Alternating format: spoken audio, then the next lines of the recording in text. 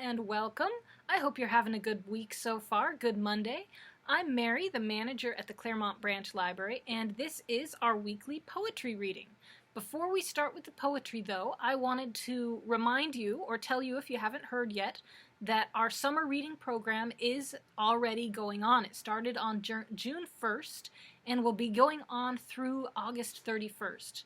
So if you'd like more information on that or want to sign up, which I highly encourage you to do, go to the San Diego Public Library webpage and sign up and find out more about the summer reading program there. It's all virtual this year, but you will still be able to earn prizes for reading 10 hours or 10 books. So definitely check that out and sign up for it.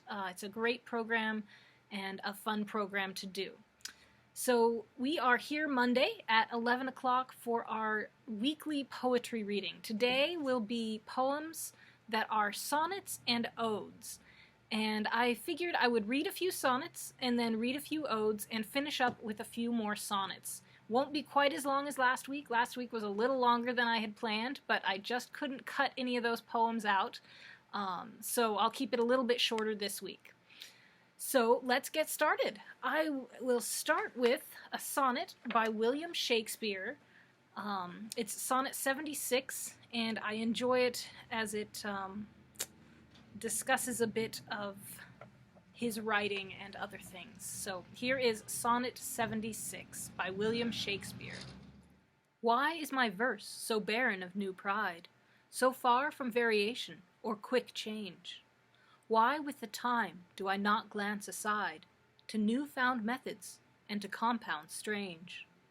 Why write I still all one, ever the same, and keep invention in a noted weed, that every word doth almost tell my name, showing their birth and where they did proceed?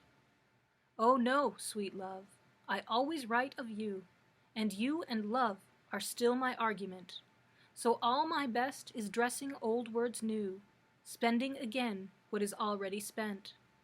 For as the sun is daily new and old, so is my love still telling what is old. Next sonnet I have is by Anna Seward, and it is Sonnet 91. On the fleet streams the sun that late arose in amber radiance plays. The tall young grass no foot hath bruised. Clear morning, as I pass, breathes the pure gale that on the blossom blows, and, as with gold yon green hill's summit glows, the lake inlays the vale with molten glass. Now is the year's soft youth, yet one, alas, cheers not as it was wont. Impending woes weigh on my heart, the joys that once were mine. Spring leads not back, and those that yet remain fade while she blooms. Each hour more lovely shine her crystal beams and feed her floral train. But oh, with pale and warring fires decline those eyes whose light my filial hopes sustain. So the next sonnet that I'm going to read is one I actually learned, was introduced to in high school and have enjoyed ever since. And it is by Edgar Allan Poe, who did write poetry and short stories, but this is Poe's Sonnet to Science. Science, true daughter of old time thou art, who alterest all things with thy peering eyes. Why preyest thou thus upon the poet's heart, vulture whose wings are dull realities? How should he love thee, or how deem thee wise, who wouldst not leave him in his wandering, to seek for treasure in the jeweled skies, albeit he soared with an undaunted wing? Hast thou not dragged Diana from her car, and driven the Hamadryad from the wood, to seek a shelter in some happier star? Hast thou not torn the Naiad from her flood, the elfin from the green grass, and from me the summer dream beneath the tamarind tree? So we are going to move on to two poems, two sonnets by Edna St. Vincent Millay. And her first poem here is Pity Me Not Because the Light of Day. Pity me not, because the light of day, at close of day, no longer walks the sky. Pity me not, for beauties passed away, from field and thicket as the years go by. Pity me not the waning of the moon, nor that the ebbing tide goes out to sea, nor that a man's desire is hushed so soon, and you no longer look with love on me. This I have known always. Love is no more than the wide blossom which the wind assails, than the great tide that treads the shifting shore, strewing fresh wreckage gathered in the gales. Pity me that the heart is slow to learn what the swift mind beholds at every turn. The second sonnet by Edna St. Vincent Millay is Love is not all, it is not meat nor drink. Love is not all, it is not meat nor drink, nor slumber, nor a roof against the rain, nor yet a floating spar to men that sink, and rise and sink, and rise and sink again. Love cannot fill the thickened lung with breath, nor clean the blood, nor set the fractured bone. Yet many a man is making friends with death, even as I speak, for lack of love alone. It well may be that in a difficult hour, pinned down by pain and moaning for release, or nagged by want past resolution's power, I might be driven to sell your love for peace, or trade the memory of this night for food. It well may be, I do not think I would. And we're going to move on to a sonnet called Sleep by Philip Sidney. Come, sleep, O sleep, the certain knot of peace, the baiting place of wit, the balm of woe, the poor man's wealth, the prisoner's release, the indifferent judge between the high and low. With shield of proof, shield me from out the prease of those fierce darts despair at me doth throw. O make in me those civil wars to cease, I will good tribute pay, if thou do so. Take thou of me smooth pillows, sweetest bed, a chamber deaf to noise and blind of light, a rosy garland and a weary head, and if these things, as being thine by right, move not thy heavy grace, thou shalt in me, livelier than elsewhere, Stella's image see. Next sonnet is by Joseph Blanco White, and it's called To Night. Mysterious night, when our first parent knew thee from report divine, and heard thy name, did he not tremble for this lovely frame, this glorious canopy of light and blue? Yet neath a curtain of translucent dew, bathed in the rays of the great setting flame, Hesperius with the host of heaven came, and lo, creation widened in man's view. Who could have thought such darkness lay concealed within thy beams, O sun? Or who could find, whilst fly and leaf and insect stood revealed, that to such countless orbs thou madest us blind? Why do we then shun death with anxious strife? If light can thus deceive, wherefore not life? The last sonnet that I'm going to read before we move to some of our odes is by Elizabeth Barrett Browning, and it's from her Sonnets from the Portuguese, and it is sonnet number 4. If thou must love me, let it be for naught, except for love's sake only. Do not say, I love her for her smile, her look, her way of gently speaking, for a trick of thought that falls in well with mine, and certes bought a sense of pleasant ease on such a day. For these things in themselves, beloved, may be changed, or change for thee, and love so wrought may be unwrought so. Neither love me for thine own dear pity's wiping my cheeks dry. A creature might forget to weep, who bore thy comfort long, and lose thy love thereby. But love me for love's sake, that evermore thou mayest love on through love's eternity. So we're going to move on to some of those odes that I have for you today.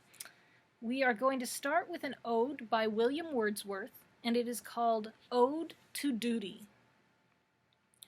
Stern daughter of the voice of God, O Duty, if that name thou love, who art a light to guide, a rod to check the erring and reprove, thou who art victory and law, when empty terrors overawe, from vain temptations dost set free, and calmest the weary strife of frail humanity. There are who ask not if thine eye be on them, who in love and truth, where no misgiving is, rely upon the genial sense of youth, glad hearts without reproach or blot, who do thy work and know it not. Oh, if through confidence misplaced they fail, thy saving arms dread power around them cast. Serene will be our days and bright, and happy will our nature be, when love is an unerring light, and joy its own security. And they a blissful course may hold, even now, who, not unwisely bold, live in the spirit of this creed, yet seek thy firm support according to their need. I, loving freedom and untried, no sport of every random gust, yet being to myself a guide, too blindly have reposed my trust. And oft when in my heart was heard thy timely mandate, I deferred the task in smoother walks to stray, but thee I now would serve more strictly, if I may. Through no disturbance of my soul, or strong compunction in me wrought, I supplicate for thy control, but in the quietness of thought. Me this unchartered freedom tries, I feel the weight of chance desires, my hopes no more must change their name, I long for a repose that ever is the same. Yet not the less would I throughout still act according to the voice of my own wish, and feel past doubt that my submissiveness was choice, not seeking in the school of pride for precepts over-dignified.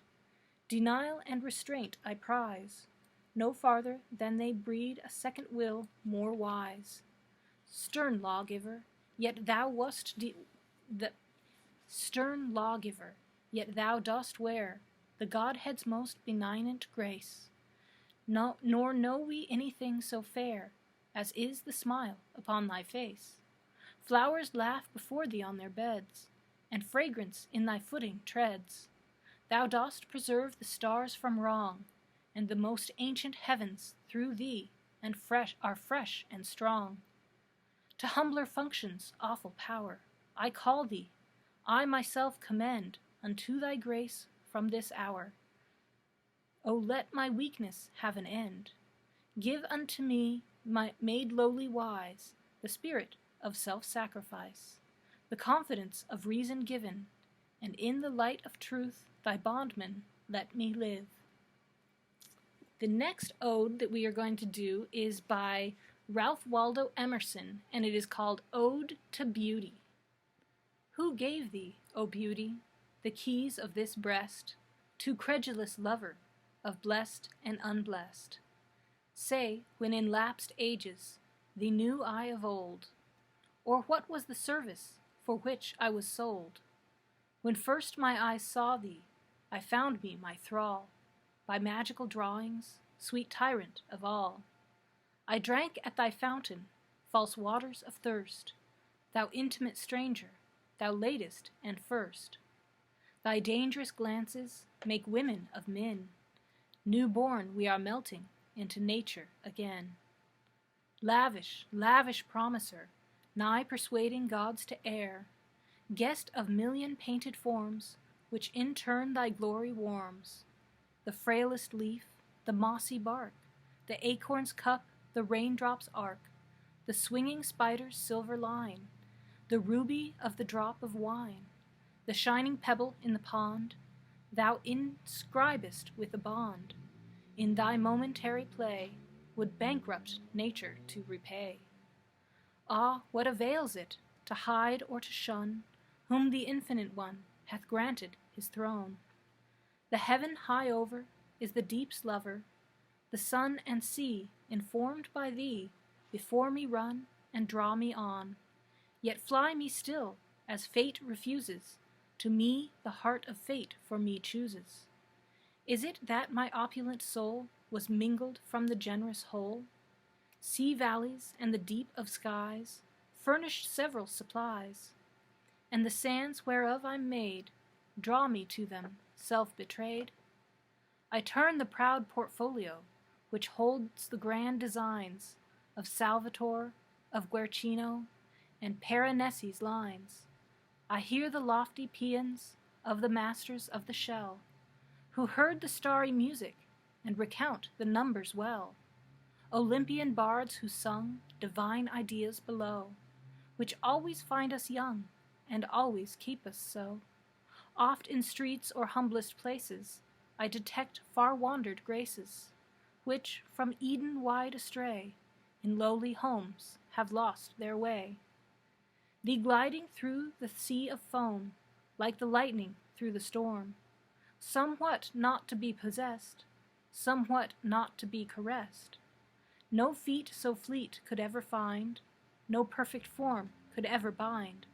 Thou eternal fugitive, hovering over all that live, quick and skillful to inspire, sweet extravagant desire, starry space and lily bell, filling with thy roseate smell, wilt not give up the lips to taste of the nectar which thou hast.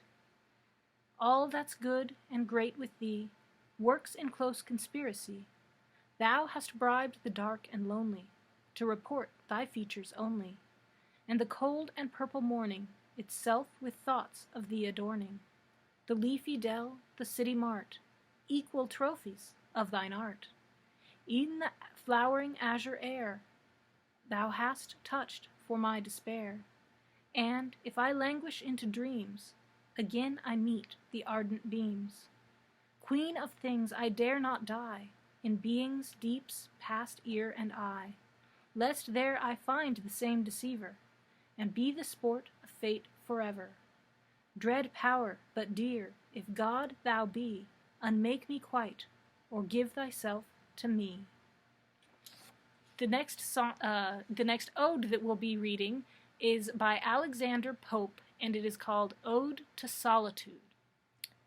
Happy the man whose wish and care a few paternal acres bound, content to breathe his native air in his own ground, whose herds with milk, whose fields with bread, whose flocks supply him with attire, whose trees in summer yield him shade, in winter fire. Blessed who can unconcernedly find hours, days, and years slide soft away, in health of body, peace of mind, quiet by day, sound sleep by night, study and ease, together mixed, sweet recreation, and innocence, which most does please, with meditation. Thus let me live, unseen, unknown, thus unlamented let me die, steal from the world, and not a stone tell where I lie. The next ode is by Percy Shelley, and it is Ode to the West Wind. O wild west wind, O breath of autumn's being, thou from whose unseen presence the leaves dead are driven like ghosts from an enchanter fleeing, yellow and black and pale and hectic red, pestilence-stricken multitudes, O thou who chariotest to their dark wintry bed the winged seeds where they lie cold and low, each like a corpse within its grave, until thine azure sister of the spring shall blow her clarion o'er the dreaming earth, and fill driving sweet buds like flocks to feed in air with living hues and odors plain and hill. Wild spirit, which art moving everywhere, destroyer and preserver, hear, O hear! Thou on whose stream, mid the steep sky's commotion, loose clouds like earth's decaying leaves are shed, shook from the tangled boughs of heaven and ocean, angels of rain and lightning, there are spread on the blue surface of thine airy surge, like the bright hair uplifted from the head of some fierce Maenad, even from the dim verge of the horizon to the zenith's light, the locks of the approaching storm, thou dirge of the dying year, to which this closing night will be the dome of a vast sepulchre, vaulted with all thy congregated might of vapors, from whose solid atmosphere black rain and fire and hail will burst. O hear! Thou who didst waken from his summer dreams the blue Mediterranean, where he lay, lulled by the coil of his crystalline streams, beside the pumice isle in Baiae's bay, and saw in sleep old palaces and towers quivering within the waves' intenser day, all overgrown with azure moss and flowers, so sweet the sense faints picturing them, thou, for whose path the Atlantic level powers cleave themselves into chasms, while far below the sea blooms and the oozy woods which wear the sapless foliage of the ocean know thy voice, and suddenly grow gray with fear, and tremble and despoil themselves. O hear! If I were a dead leaf thou mightest bear, if I were a swift cloud to fly with thee, a wave to pant beneath thy power, and share the impulse of thy strength, only less free than thou, O uncontrollable, if even I were as in my boyhood, and could be the comrade of thy wanderings over heaven, as then, when to outstrip the skyey speed scarce seemed a vision, I would ne'er have striven, as thus with thee in prayer and in my sore need. O lift me as a wave, a leaf, a cloud. I fall upon the thorns of life, I bleed. A heavy weight of hours has chained and bowed one too like thee, tameless and swift and proud. Make me thy lyre, even as the forest is.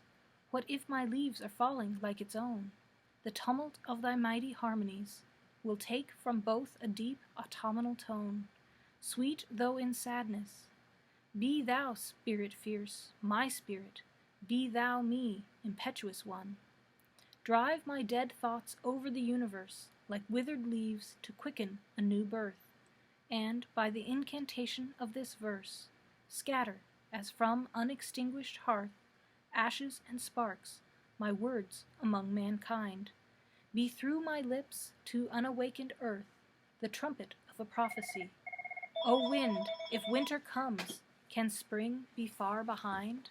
The last ode that I'm going to be reading is by John Keats, and it is called Ode on a Grecian Urn. Thou still unravished bride of quietness, thou foster child of silence and slow time, sylvan historian, who canst thus express a flowery tale more sweetly than our rhyme, what leaf-fringed legend haunts about thy shape, of deities or mortals, or of both? In Tempe or the dales of Arcady, what men or gods are these? What maidens loathe, what mad pursuit, what struggle to escape, what pipes and timbrels, what wild ecstasy? Heard melodies are sweet, but those unheard are sweeter. Therefore, ye soft pipes, play on, not to the sensual ear, but more endeared, pipe to the spirit ditties of no tone. Fair youth, beneath the trees, thou canst not leave thy song, nor ever can those trees be bare. Bold lover, never, never canst thou kiss, thou winning near the goal, yet do not grieve, she cannot fade, though thou hast not thy bliss. For ever wilt thou love, and she be fair. Ah, happy, happy boughs that cannot shed your leaves, nor ever bid the spring adieu, and happy melodist unwearied, for ever piping songs forever new. More happy love, more happy, happy love, forever warm and still to be enjoyed, forever panting and forever young, all breathing human passion far above, that leaves a heart that leaves a heart high sorrowful, and cloyed, a burning forehead, and a parching tongue. Who are these coming to the sacrifice? To what green altar, O mysterious priest, leadest thou that heifer lowing at the skies, and all her silken flanks with garlands dressed? What little tower by the river, or seashore, or mountain built with peaceful citadel, is emptied of this folk this pious morn? And, little town, thy streets forevermore will silent be, and not a soul to tell why thou art desolate can e'er return. O Attic shape, fair attitude, with breed of marble men and maidens overwrought, with forest branches and the trodden weed, thou silent form dost tease us out of thought, as doth eternity, cold pastoral. When old age shall this generation waste, thou shalt remain in midst of other woe than ours, a friend to man, to whom thou sayest, beauty is truth, truth beauty. That is all ye know on earth, and all ye need to know. So those are the odes that I have for you, and I'm just going to read a few more sonnets for you. And we are going to start with a sonnet by John Milton called When I Consider How My Light is Spent. When I consider how my light is spent, ere half my days in this dark world and wide, and that one talent which is death to hide, lodged with me useless, though my soul more bent to serve therewith my Maker, and present my true account, lest he returning chide, doth God exact day labor, light denied? I fondly ask, but patience to prevent, that murmur soon replies, God doth not need either man's work or his own gifts, who best bear his mild yoke, they serve him best. His state is kingly, thousands at his bidding speed, and post o'er land and ocean without rest. They also serve, who only stand and wait. I'm going to go on to another sonnet by Elizabeth Barrett Browning, also from Sonnets from the Portuguese, and this is sonnet number 43. How do I love thee? Let me count the ways. I love thee to the depth and breadth and height my soul can reach, when feeling out of sight, for the ends of being an ideal grace. I love thee to the level of every day's most quiet need, by sun and candlelight. I love thee freely, as men strive for right. I love thee purely, as they turn from praise. I love thee with a passion put to use in my old griefs, and with my childhood's faith. I love thee with a love I seemed to lose with my lost saints. I love thee with the breath, smiles, tears of all my life, and, if God choose, I shall but love thee better after death. And I'm going to finish up with a few sonnets from Shakespeare, a few more of those. I'm going to do 3 more sonnets by Shakespeare and then end up today. So this is by Shakespeare. It is sonnet number 116. Let not the marriage of true minds admit impediments. Love is not love, which alters when it alteration finds, or bends with the remover to remove. Oh no, it is an ever-fixed mark, that looks on tempests and is never shaken. It is the star to every wandering bark, whose worth's unknown, although his height be taken. Love's not time's fool, though rosy lips and cheeks with his bending sickle's compass come.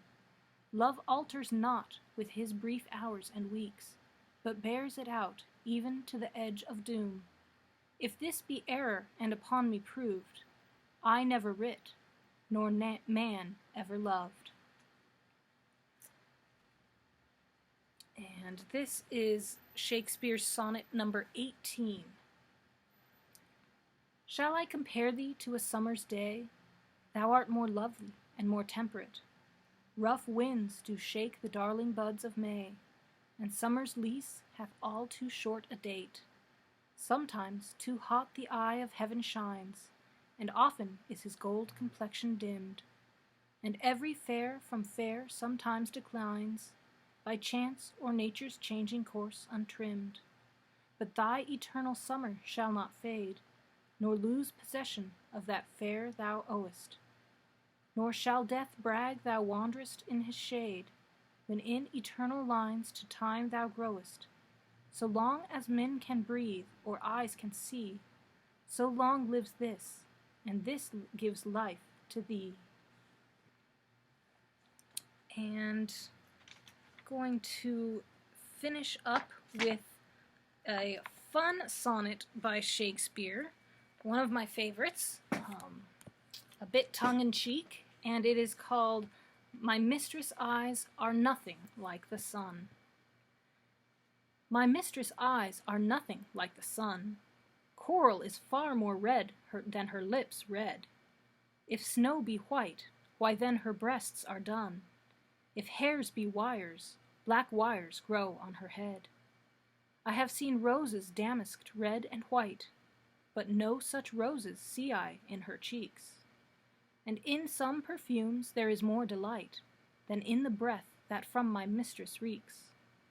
I love to hear her speak, yet well I know that music hath a far more pleasing sound.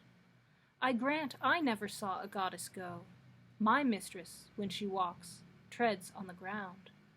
And yet, by heaven, I think my love as rare as any she belied with false compare. So those are the poems I have for you today. I hope you enjoyed them. I enjoyed reading them and sharing them with you. So next week we will be doing some other poems by American poets, some of my favorite American poets, Robert Frost, Emily Dickinson, Ralph Waldo Emerson, and a few by Edgar Allan Poe. So I hope you'll come back next week at 11 o'clock on Monday to share, so that I can share those poems with you. And do go to the San Diego Public Library website to look at our summer reading program. And have a good week, and I hope to see you next week.